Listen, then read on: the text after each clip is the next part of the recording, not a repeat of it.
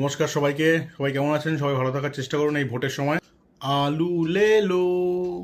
আলু নিতে বলবো না, এখন ঝালমুড়ি নিতে বলবো। কারণ জানেন, কারণ হলো ঝাড়গ্রামের কলেজ মোড়ে নরেন্দ্র মোদীর এক ঠোঙা মুড়ি, তাতেই কেল্লা ফতে। মাত্র 24 ঘন্টায় গুগল সার্চ এবং সোশ্যাল মিডিয়ায় একদম নাম্বার 1 চর্চিত আর ট্রেন্ডিং চলছে এই ঝালমুড়ি। কিন্তু কেন এই সাধারণ একটা স্ন্যাক নিয়ে এত শোরগোল, চলুন জেনে নিই। ভাবলে অবাক হবেন, বিগত 20 বছরে ইন্টারনেটে ঝালমুড়ি নিয়ে এরকম মাতামাতি বা সার্চ কোনোদিনও হয়নি। প্রধানমন্ত্রী নরেন্দ্র মোদী সেই 10 টাকা দামের ঝালমুড়ি ইন্টারনেটে, ফেসবুকে প্রায় 9 কোটি আর ইনস্টাগ্রামে প্রায় 100 কোটি ভিউ ছাপিয়ে গেছে। গোটা ভারতবর্ষের লোক তো বটেই, বাইরের বিদেশি লোকজনরা গুগলে কি সার্চ করছে জানেন? What is jhalmuri.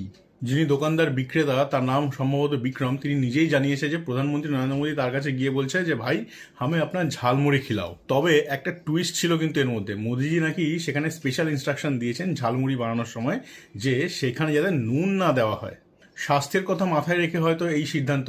শেষে তিনি 10 টাকার নোটও দেন এই ঝালমুড়ির খাওয়ার বদলে। বিরোধীরা এই জিনিসটাকে পিআর স্টান্ট বললেও সাধারণ মানুষের কাছে এটা কিন্তু একটা দারুণ মুহূর্ত। বাংলার অতি সাধারণ খাবারটি এখন গ্লোবাল ব্র্যান্ড হওয়ার পথে, কিন্তু একটা সামান্য একটা ইভিনিং স্ন্যাক বলতে পারেন। কেউ কেউ তো মজা করে বলছেন এবার হয়তো 5 স্টার হোটেলের মেনুতেও ঝাড়গ্রাম স্পেশাল ঝালমুড়ি একটা জায়গা নিতে পারে। আপনি কি ঝালমুড়ি খেতে ভালোবাসেন? আর প্রধানমন্ত্রী নরেন্দ্র মোদীর এই সাধারণ মানুষের মতো মেলামেশা আপনার কাছে কেমন লেগেছে? এটা কি একটা শুধুই পিআর স্টান্ট, নাকি সত্যিকারেরই এটা একটা আনস্ক্রিপ্টেড ভিডিও আমরা দেখেছি সামনে? আপনাদের মতামত নিচে কমেন্ট বক্সে অতি অবশ্যই জানান।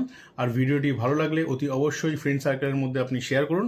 আর আমাদের চ্যানেলটি লাইক, শেয়ার, ফলো, সাবস্ক্রাইব করে দিন। চলুন দেখা হচ্ছে পরের ভিডিওতে। ভালো থাকবেন।